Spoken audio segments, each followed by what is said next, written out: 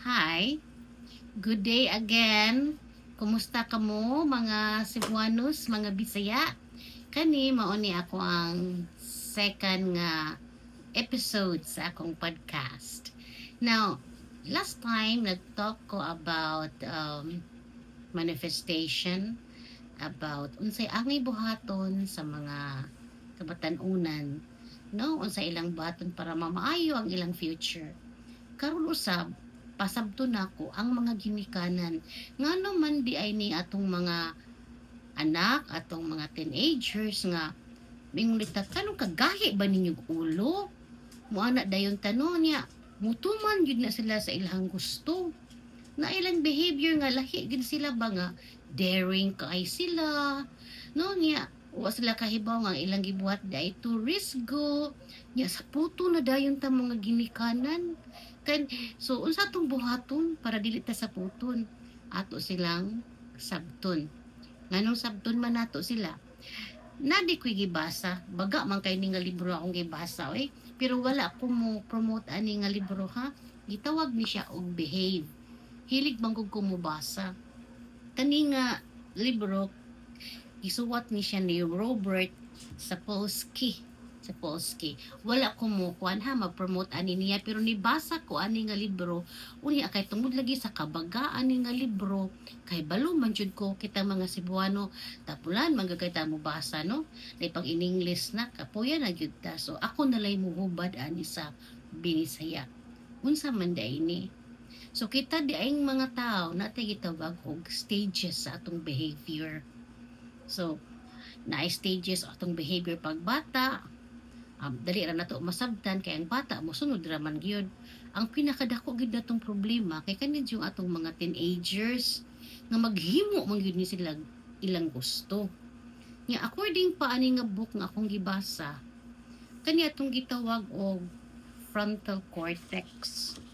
No? Naatay gitawag og frontal cortex. Kanang frontal cortex na dinhi siya nga part no sa atong brain ang frontal cortex. Unya mao ni siya ang dugay gyud kaayo mo matured. So, nya kani siyang frontal cortex mo man na siya makahibalo og sakto ba atong gibuhat o dili ba sakto atong gibuhat. So mao na ang mga teenagers magpataka lang gyud sa lag desisyon sa ilang kinabuhi kinahanglan gyud sila guidance nga naman wala pa man mo matured ang ilang frontal cortex. Ang naglihok pa man ang kaning dinhi nga part ang amygdala. So kung silang gustong buhaton gyud na nila without knowing nga makadaot ba o di ba makadaot kay excited man sila nga ilan ang buhaton.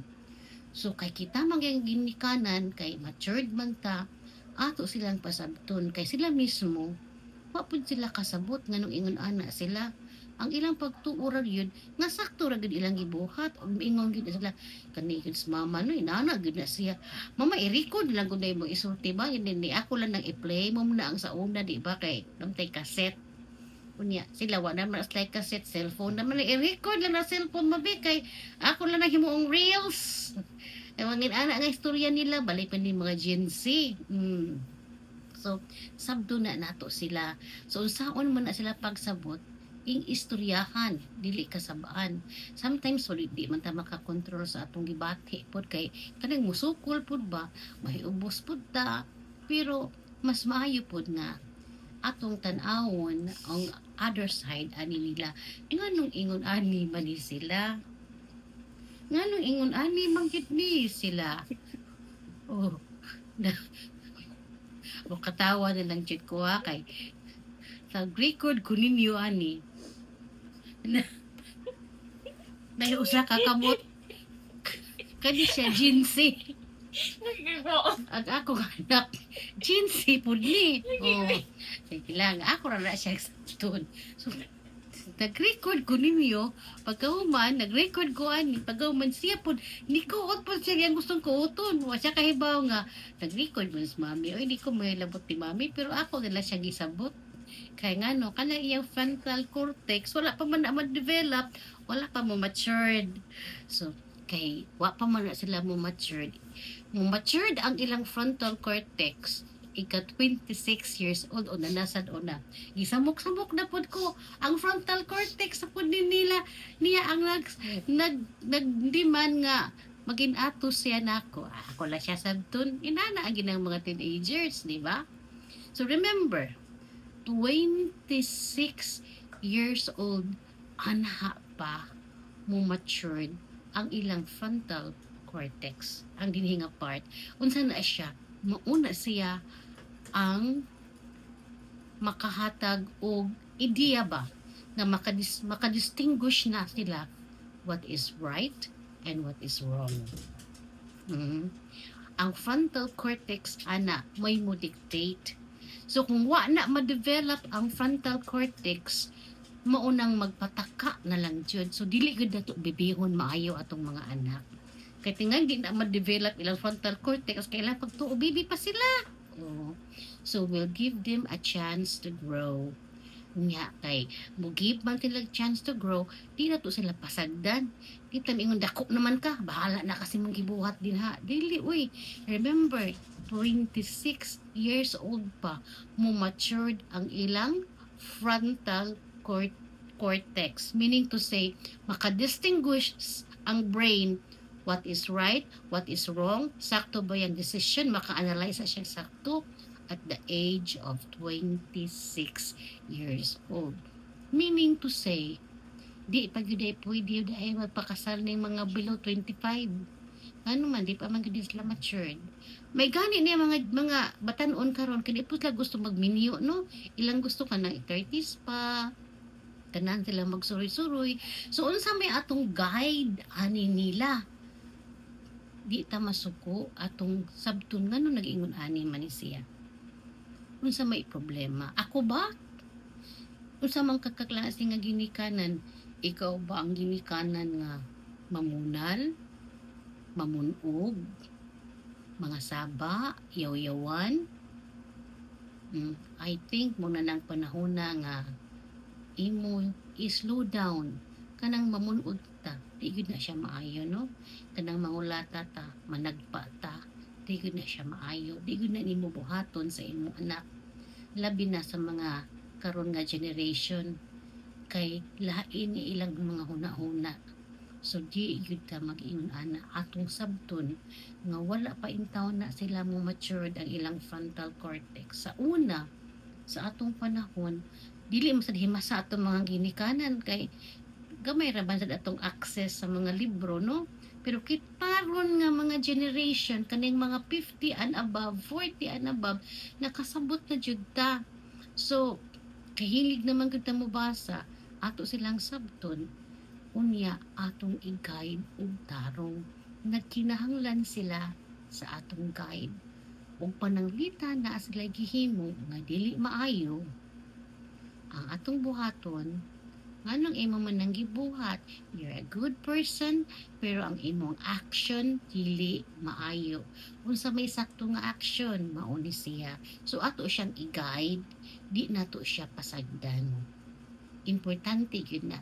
Bisan unsa pa nato ka busy nga kita mga ginikanan, importante yun kaayo nga mo guide ta sa atong mga anak.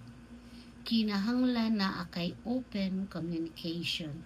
Kinahanglan makaistorya kaniya og unsay angay buhaton kay nagkinahanglan gyud na sila og guide para sa atoa. Unya, og naa may mga comments, pwede ra ninyo mo write unya mo diha sa comment sections and then ako lang na siyang i-answer. Uy, no bashing ha? Kaning ato sharing ra gyud ni. So just good things lang atong isulti. Di lang taan ang mga di maayo. Mga maayo lang buot ba? Pwede ta mo share. O kinsa man ninyo ang gusto nga makipag-collaborate nako. Unya, din mag-collaborate ta, mag-istorya ta. All you have to do is comment lang and then message me. So, gamay ra kay ako ang sharing karong adlaw, but I hope na atay nakatunan karon. Remember, frontal cortex of the brain. That is according to Robert Sapolsky nga at 26 years old anha pa mo matured makadistinguish kung unsay saktong buhaton o unsay diling saktong buhaton. So samtang wa pa mo matured sila ang ilang brain, ang ilang frontal cortex, kita mga ginikanan ang mo-guide sa ilaha nga minta kaniha maayo ni nga buhat, kani dili ni siya nga maayo nga buhat. Remember, all people are good people, but sometimes ang actions lang ang dili maayo. Pero wa po ta kahibaw nga dili siya aware ana ang iyang gibuhat di ay dili mao. Mao nang kinahanglan gyud ta diha nga mo-guide ta nila. Mo-guide ta kay dili pa man sila ingon ana ka matured. Sometimes the way sila mutubag na to sakit, but we have to forgive them. Kay wa pa man sila kasabot nga dili maayo ilang gibuhat until such time nga ma-matured na jud sila. Ug ma-matured na sila muna nang dapita pod nga makasabot na sila nato, and then you can have a good relationship more than pa sa inyong good relationship karon. And then magka-strong pa na ang inyong relationship sa imong mga anak when the time nga ni matured na pod sila. So for the meantime, nga wa pa sila mo matured, ang atong buhaton, mugay ra jud ta nila. Salamat kaayo sa inyong pag-watch sa akong video karon. I hope na amoy nakatunan. Na atay gamay komedi karon, pero aligre sad to nga komedi. So, next episode na pud ta puhon. So once a week ra ni akong episode sa YouTube. So, kung ganahan pa mo nga kanang daghan patag ma-share, click and subscribe para pod whatever man gani ang akong ma-earned ani, this can be back to you all. No, maka-help ra pod ko, and this is the purpose of my podcast, is not just for myself but is to help my fellow Filipino. My fellow Filipinos. Thanks for watching!